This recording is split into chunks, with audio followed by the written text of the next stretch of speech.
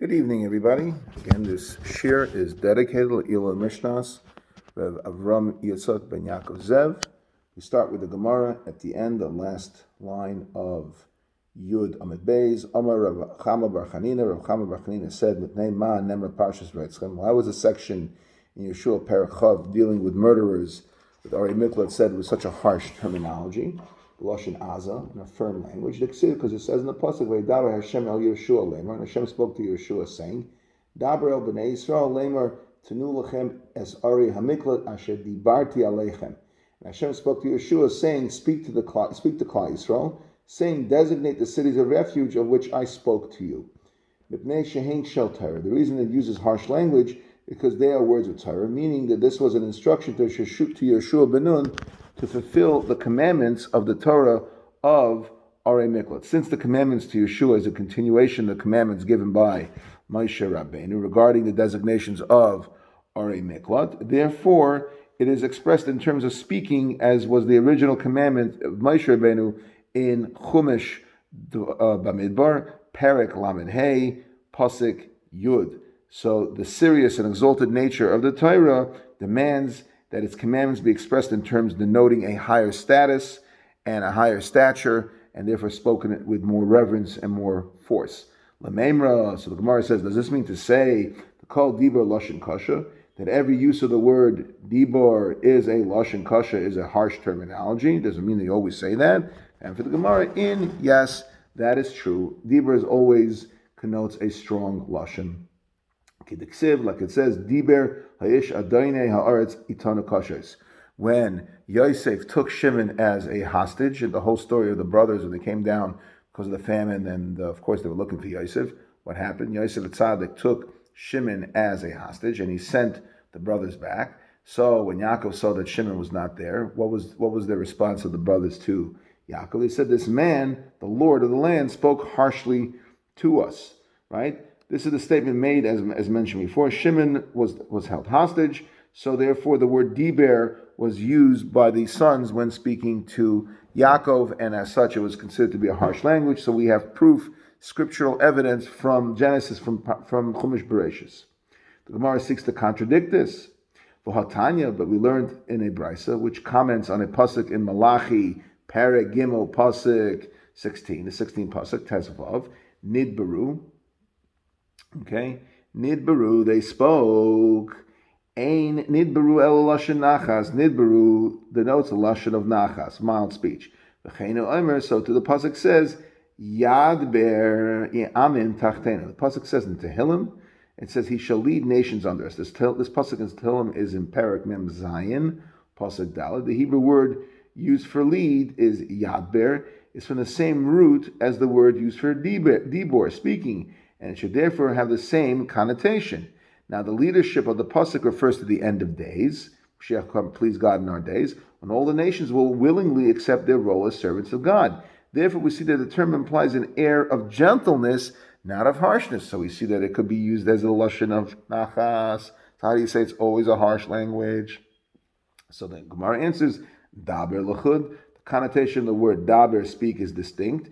Yadber l'chud. And the word yadber, lead, is distinct. Although the root of both words is the same, they have different meanings depending on the construction, and therefore one can be used benachas, yadber is used benachas, and dibur is used for strong language. Gemara gives now mnemonic, simne, rabbanan, mahamne, usafre, for the next three sections, which are all controversies involving Rabbi Yehuda and some of the other Tanoim. Pligi ba Rabbi Yehuda rabbanan. Rabbi Yehuda and the rabbanan differ in this matter of why this section of Yeshua dealing with the cities of refuge was stated with such a harsh air, such a harsh language. One says the firm language was a rebuke to Yeshua because he delayed them. He didn't set them up right away. The designation of these three cities of refuge was not done until Hashem told him to. Which is what we said is because they are the words of Torah, and therefore they demand a higher level of respect and a stronger language. The Gemara records another controversy. Yeshua said, and Yeshua wrote these words in the book of the Torah of God. This is in Yeshua Chav Daled Chavav. This implies that part of the Torah was written by Yeshua, but was not the entire Torah written by Moshe Rabbeinu. Everybody knows, every kid knows that Moshe Rabbeinu wrote the Torah. not his own words, but the words of Hashem, but it was Moshe Rabbeinu that wrote it. So Pligi bar Rav Yehuda Rav Nechemya. Rav Yehuda Rav Nechemya argue, Chadam or Shmoyne Psukim. One says that it's referring to the last 8 Psukim of the Torah, which Yeshua wrote because Moshe Rabbeinu passed away. Basically, we're talking about the last 8 Psukim of Devarim, Lamed Dalid, Hey through Yud Beis. And it starts off with, and Moshe died here. So since the Torah says that Moshe died, Moshe didn't posthumously come back to life and write the Torah. From that, write the last couple of psukim, it must have been someone else, and that someone else could only have been Yeshua, because that was the only person that could have done it. Chad Omer Arei Miklad. And one says that the pasuk refers to the passages about the cities of refuge recorded in Yeshua, Chof, Perachov, pasuk Zion. Okay, so the Gemara asks, I understand according to the one who says that Yeshua wrote the Torah's last 8 psukim. This is what it says, B'Sefer Torah Elokim. The pasuk is saying that in the book of the Torah of God, because these psukim are actually part of the Torah. But if you're saying it's referring to Arei Mikla, dealing with the cities of refuge, my B'Sefer Torah Elokim. If you're talking about the cities of refuge in Yeshua, what does it have to do with Torah Elokim, in which Joshua wrote, right? Yeshua didn't write the Torah, certainly didn't write the psukim Bamidbar. So if it's referring to that which he wrote about Arei Mikla in his own sefer, then it doesn't make sense. The Torah Elokim. This is what it means to say. He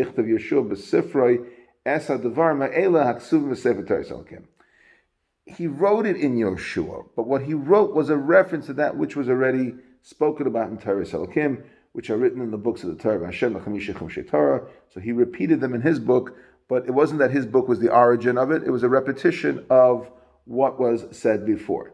So Gemara now gives a third dispute involving Rabbi Yehuda. Sefer Shetafru B'Pishtin, a Torah scroll, right? They have basically a Torah scroll is a bunch of sections and they're sewn together. So a Torah scroll that was sewn with linen. Pligi bar Rabbi Yehuda Rav Meir. Rabbi Yehuda and Rav Meir have a machlokes concerning it. Chad Omer kosher. One says that it's kosher. Chad Omer, one says that if you sew it with linen, it's possible. You have to use gidin, you have to use sinews from the cow that you wrote it on the skin. Laman da Amar, so the Gemara continues, the Gemara says, Laman da Amar, possible. According to one who says it's possible, the Ksiv, why is it possible? Because it says, Laman tia Torah Hashem bicha, so the Torah of Hashem may be in your mouth. The Iskish kala Torah kula tefillin. And the beginning of that pasuk, 13:9 is talking about tefillin. So there's a hekesh between Torah and tefillin, right? Ma tefillin, just as tefillin, halacha Moshe Sinai, it's a halacha Moshe Sinai l'tay from begidin that needs to be sewn with gidin, right? So it's compared to Torah, avkol, Torah has to be tay from begidin. So because of the hekesh between tefillin and the Torah, it's possible and you can't use linen. You have to use the same materials as you would for tefillin, and it's brought down as halacha Moshe Sinai. You have to do it with sinews. The idach, and the other one who says that the Torah is valid even if it's sewn together with linen, ki iskish. That hekesh was what? Repeated in what sense? Lamuter bepicha. Only that it must be written on parchment that is made from the skin of an animal that's permissible to your mouth. I mean, a species of animal that you can eat. Skins of unclean animals may not be used to make either tefillin or Torah scrolls. You can't have pigskin tefillin. So the hekesh of tefillin is just like tefillin has to be written on something that's kosher, so does the Sefer Torah. But as regarded as its halachas of how to sew it, the halacha Moshe Sinai has nothing to do with the Sefer Torah. Halacha Moshe Sinai is only talking about how to sew up tefillin, which is through gidin, through the sinews, but a Sefer Torah itself could be used with stam pishtin, with linen. And therefore, lo iskish. So lehilchasai, lo iskish, for halacha Moshe Sinai, there was no hekesh. Omar Rav says, Chazina lehu l'tefillin devei chavivi, I saw tefillin of the house of my uncle Reb Chia, the tifri bekisna, that they were sewn with linen, v'les halacha kavasei. But halacha is not like it. We don't follow. So just a little mention over here. Ritva and the Tosei Shantz object to this reading of the Gemara. They maintain that everyone agrees that tefillin must be sewn with sinews, not with linen, since that is an incontrovertible halacha, Moshe Sinai.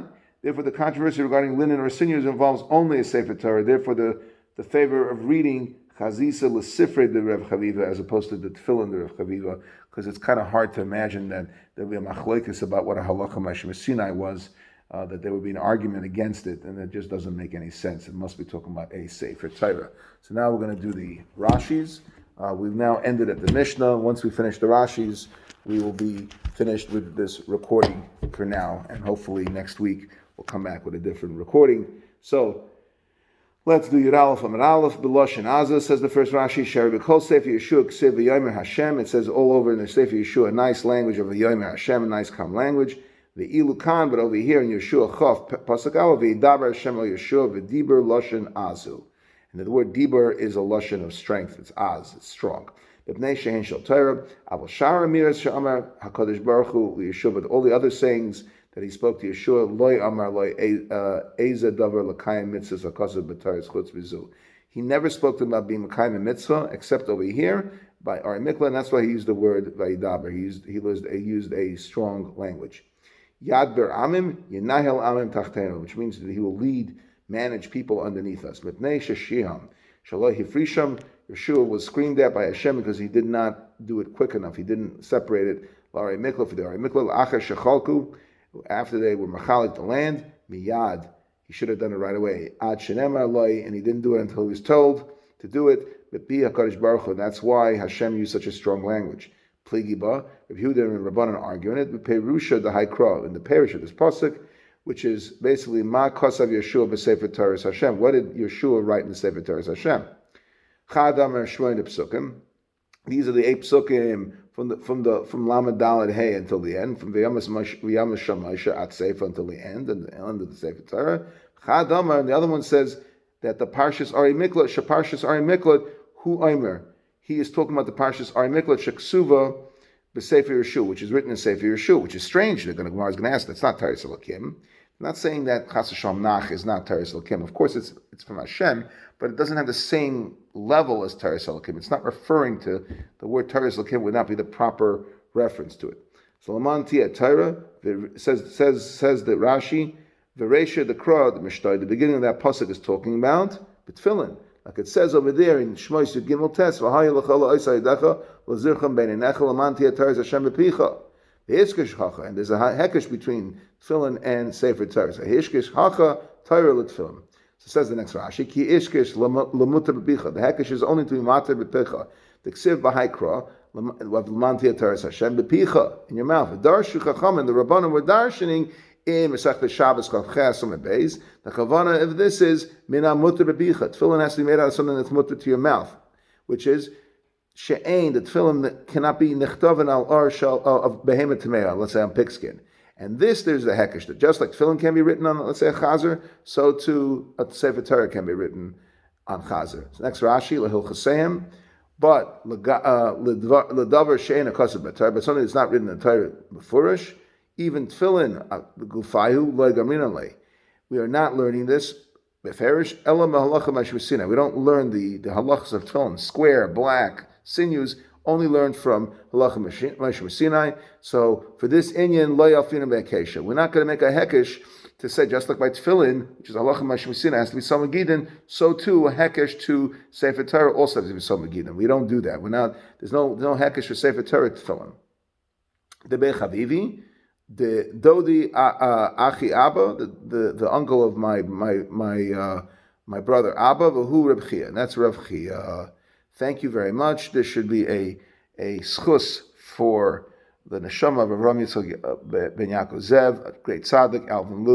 We should all have him in our mind and our tefillos, and it should be a gitta beter for us and for Klal Yisrael.